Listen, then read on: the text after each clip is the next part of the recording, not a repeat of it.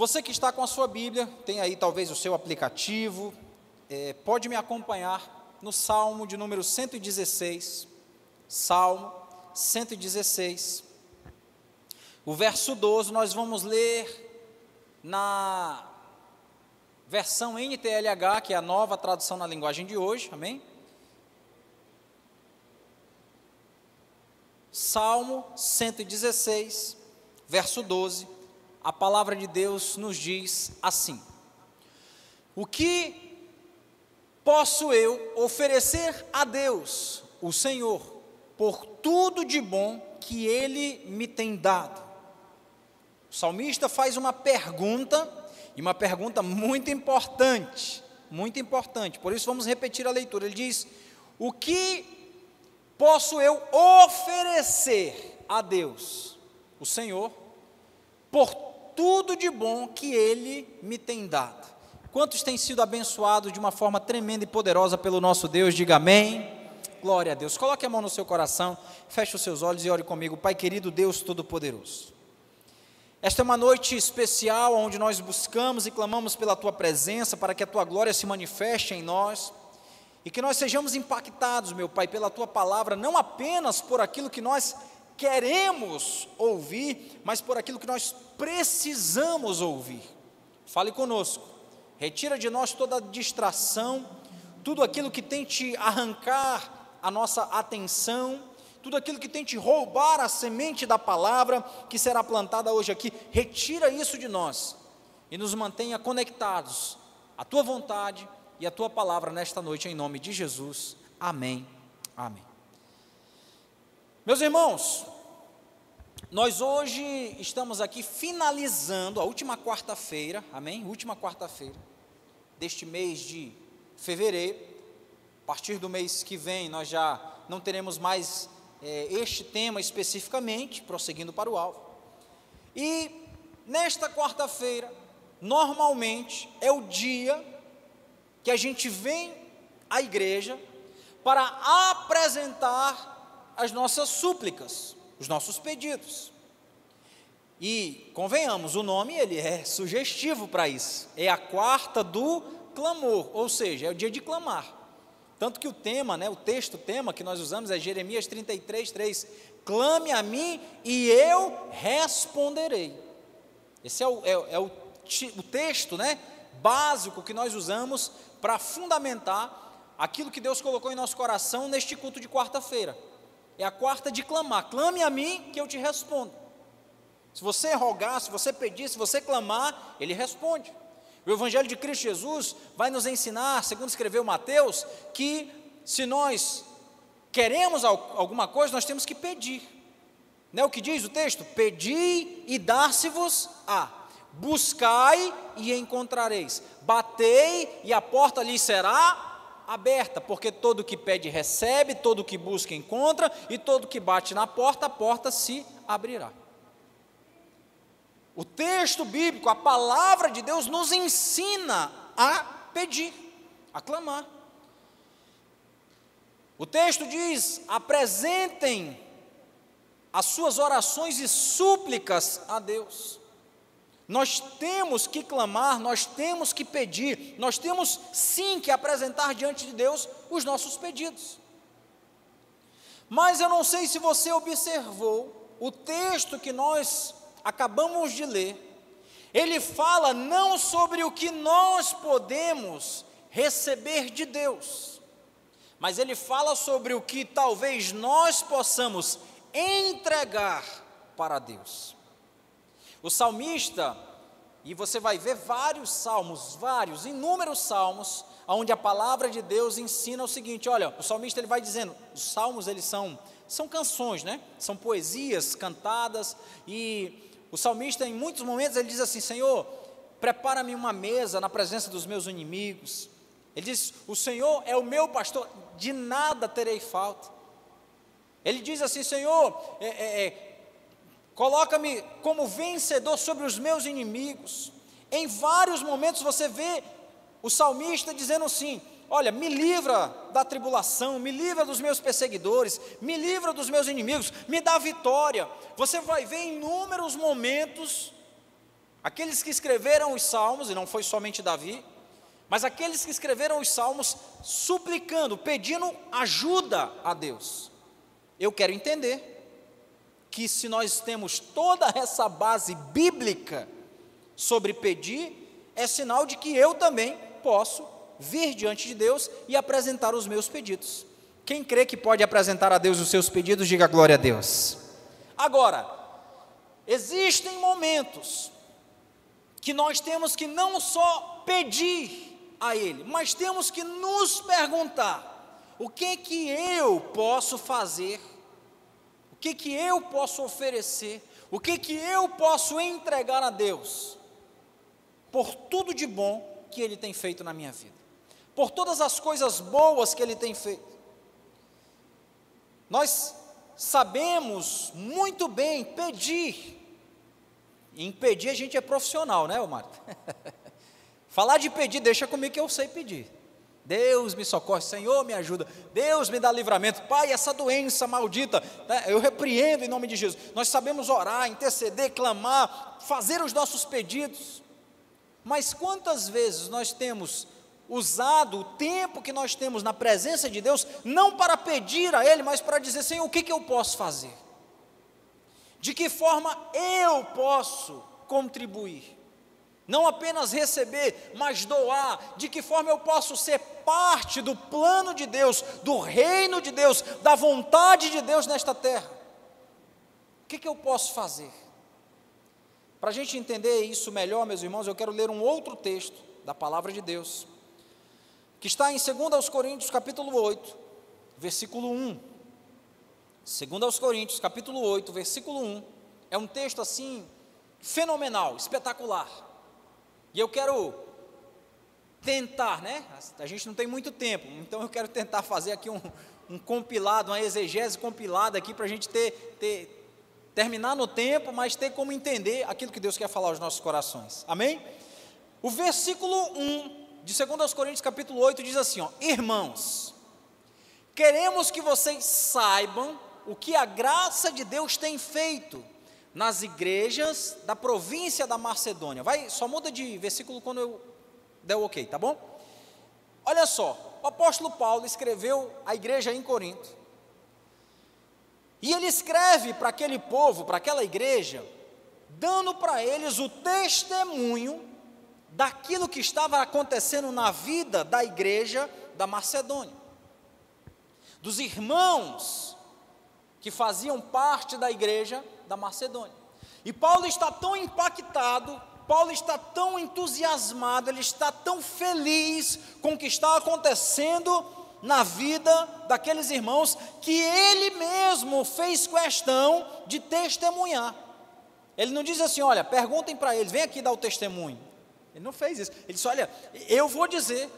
Ele diz assim: olha, irmãos, queremos que vocês saibam, vocês precisam saber o que está acontecendo nas igrejas da província da Macedônia.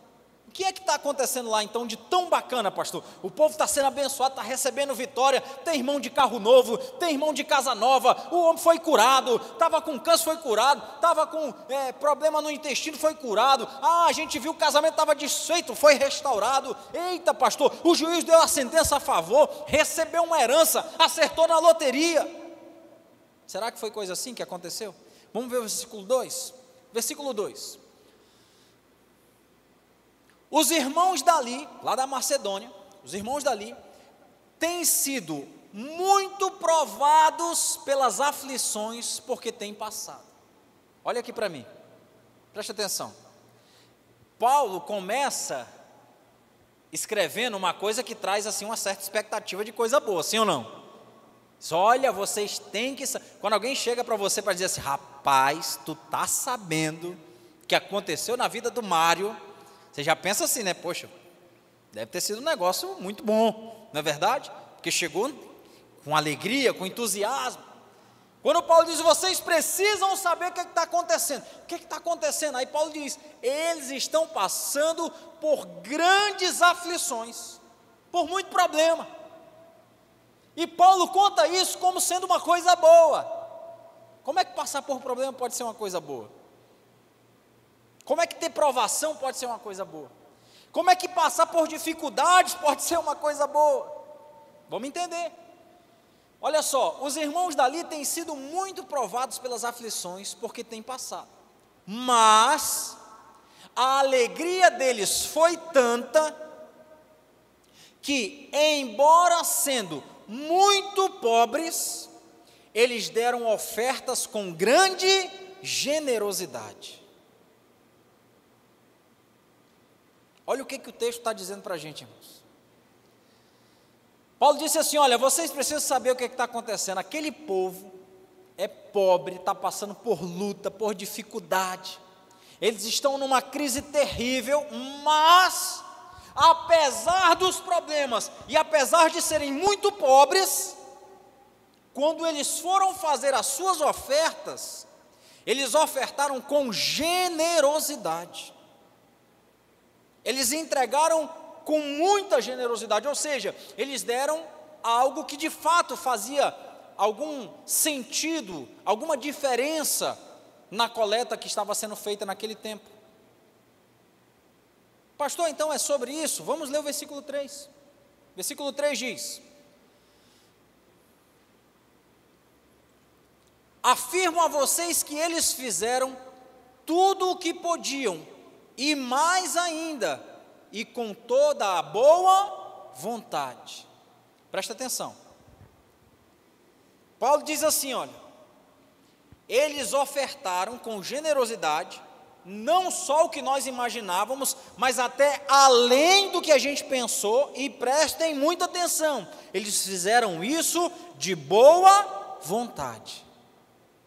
Não fizeram porque foram obrigados, não fizeram porque estavam com medo do gafanhoto devorador ou das pragas que poderiam chegar à sua casa, não fizeram isso porque foram ameaçados por Paulo, eles fizeram isso de boa vontade. Eles voluntariamente, amém?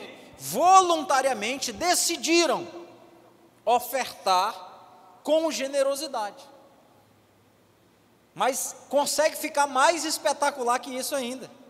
Versículo 4.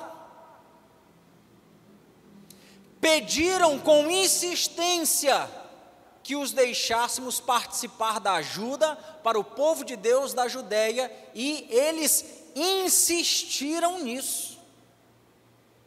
O texto não fala, meus irmãos, mas eu quero imaginar aqui, porque Paulo chamou um cidadão chamado Tito e disse assim: Tito, a gente vai fazer uma oferta, porque a gente precisa de recursos para manter, para continuar a obra que nós estamos encarregados de realizar. Deus há de nos abençoar. E ele começou a falar com as igrejas que estavam plantadas, para que os irmãos das igrejas contribuíssem, cada um de forma voluntária. Aí eu imagino que quando chegou nessas igrejas que o pessoal era mais pobre, que eles não tinham condição, Paulo disse assim: olha, não vamos, deixa eles, né? Eles não têm condição, já está muito difícil, eles já estão, pelo contrário, aquilo que a gente receber de oferta, nós vamos mandar para ajudar eles. Só que aqueles irmãos disseram assim: não, nós não vamos ficar de fora não, pelo amor de Deus, Paulo, deixe a gente participar, deixe a gente fazer parte daquilo que Deus está fazendo. Olha que coisa linda, irmãos. A Bíblia diz que eles pediram, e não só pediram, eles insistiram nisso. Insistir é pedir uma vez ou duas? É assim? Sabe aquela coisa que o seu filho começa a insistir? Como é que é? É só uma semana que ele fala? Não, né? E fala. Aí quando você pensa que ele esqueceu, ele volta e diz: ei, pai, o senhor lembra? Mãe, a senhora lembra? Menino, tu não esqueceu isso ainda? É porque insiste. Insiste, leva tempo. Várias vezes, não é uma ou duas. E Paulo diz que aquele povo insistiu, mesmo sendo pobre, mesmo não tendo condições, eles insistiram para contribuir. Mas vocês não têm nem para vocês, como é que vocês vão ofertar? E com generosidade, o texto diz que foi, Paulo disse: olha, eu fiquei impressionado com a oferta que eles mandaram, porque foi além do que eu jamais pude imaginar, tendo em vista a condição deles. Pastor, mas por que será que esse povo fez isso? Vamos continuar a leitura, verso 5. E fizeram muito mais do que esperávamos. Primeiro, preste atenção, aqui está a chave dessa mensagem. Eles fizeram muito mais do que esperávamos. Primeiro, eles deram a si mesmos ao Senhor. Você pode repetir comigo? Diga, deram. Diga com fé, para escutar lá quem está lá na live, transmitindo. Diga, deram a si mesmos a Deus. Irmãos, nós precisamos entender uma coisa. O salmista, no salmo que nós lemos, ele disse assim: o que darei eu ao Senhor, Deus, por tudo de bom que Ele me tem feito? Eu poderia muito bem usar essa mensagem aqui só para falar de oferta, de dinheiro, de recursos.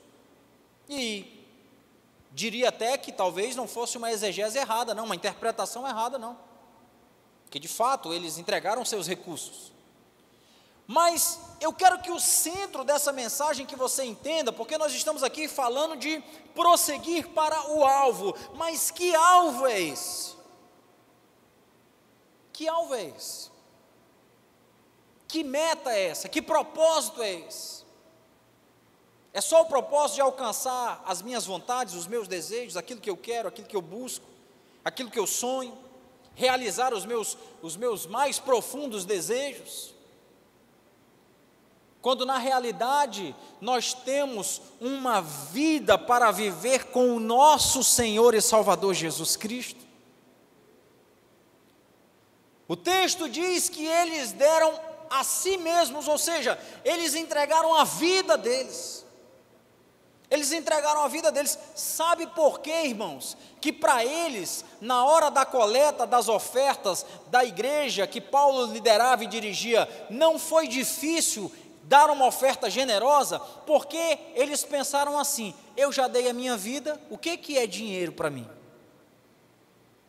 Dinheiro não é nada. Me diz uma coisa, quanto vale a sua vida? É só uma ilustração, amém? Só uma ilustração.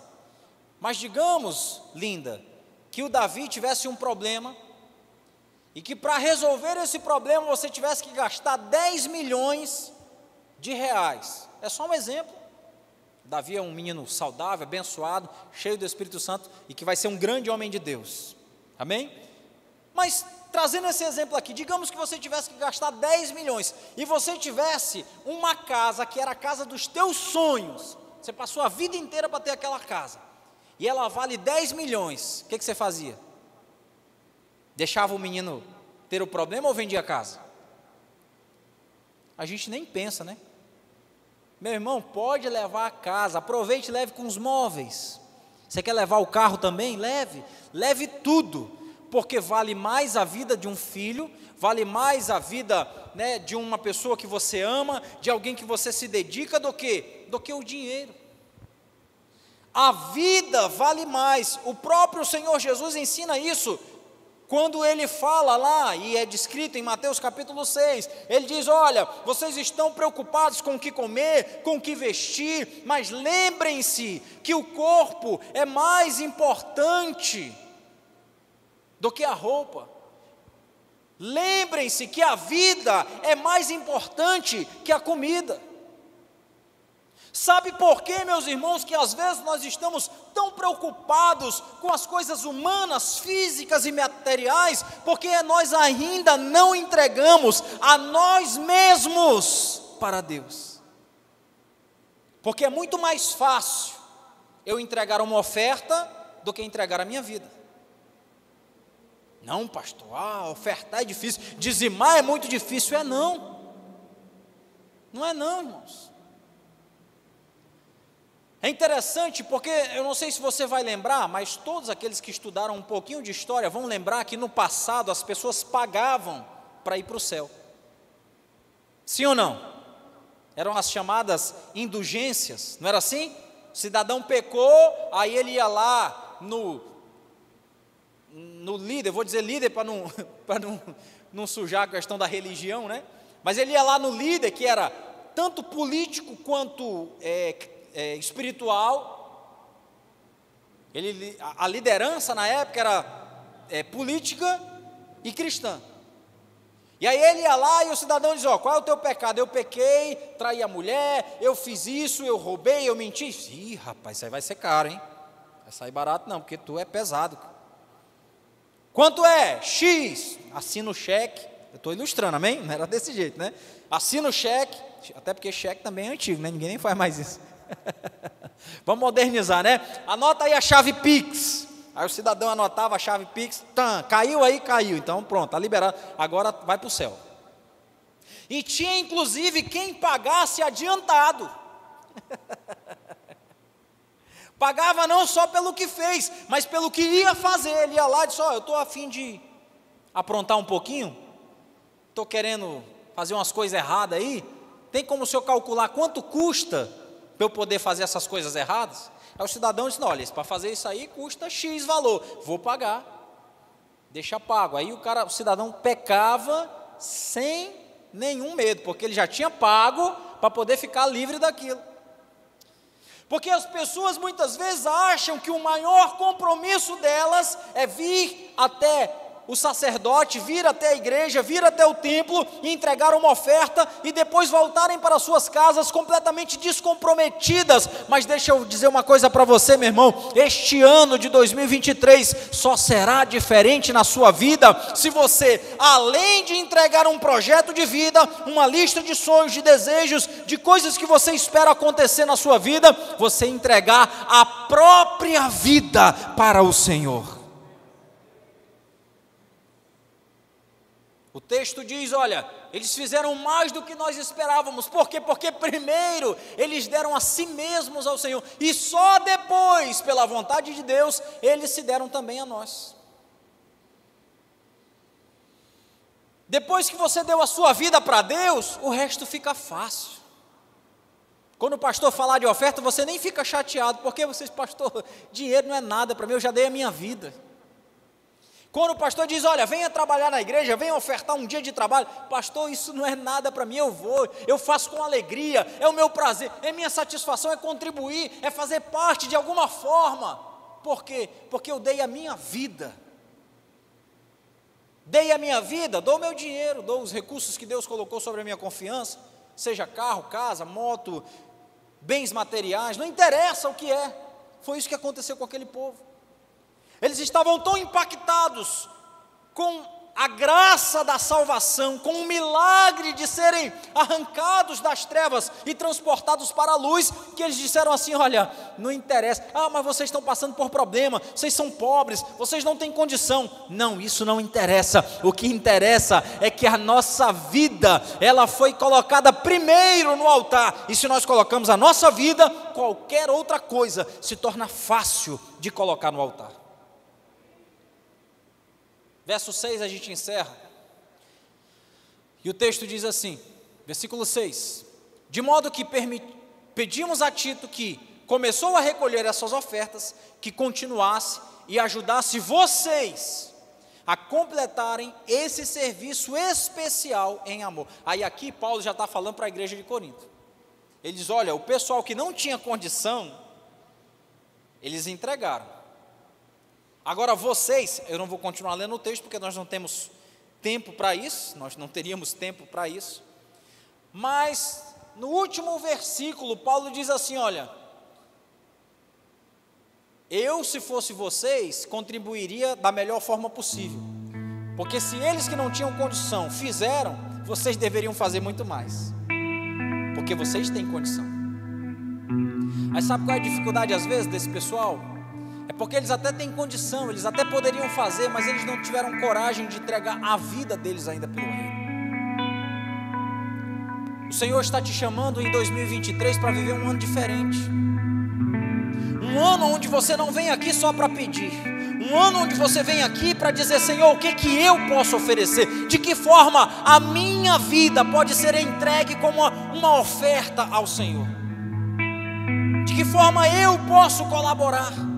De que forma eu posso contribuir? O que eu posso fazer? Senhor, usa-me para abençoar as vidas, para ser, sabe, de alguma forma, bênção na vida de alguém, na comunidade de fé em que eu sirvo, junto com os meus irmãos.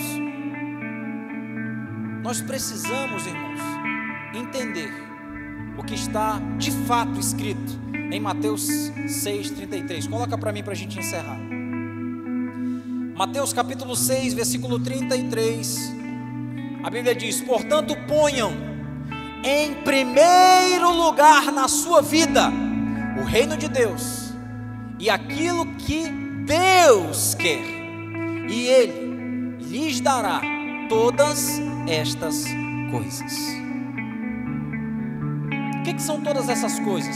Se você ler os versículos anteriores, o Senhor Jesus estava falando exatamente sobre as coisas humanas, materiais, que Ele sabe que a gente precisa. Ele sabe que você tem que pagar a conta de luz, Ele sabe que você tem que ter o que comer, Ele sabe que você tem que ter uma roupa para vestir, Ele sabe de tudo isso. Agora, muitas vezes nós estamos buscando isso e esquecendo de buscar a Ele em primeiro lugar, porque se buscarmos a Ele, se a gente der a nossa vida a Ele, todas as demais coisas vão ser acrescentadas naturalmente.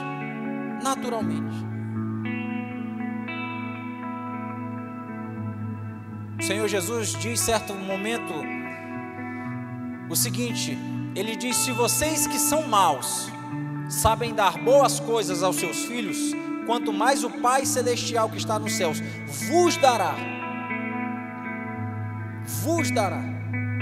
tudo aquilo que vocês o pedirem. Se a gente que é mau quer dar o melhor para os nossos filhos, você imagina a Deus, que é de um todo bom. O Senhor está te chamando para um compromisso de entregar a sua vida este ano. Não de vir aqui só entregar um tempo de oração, não de vir aqui entregar só um tempo onde você veio aqui mais para pedir do que para perguntar o que Ele precisa.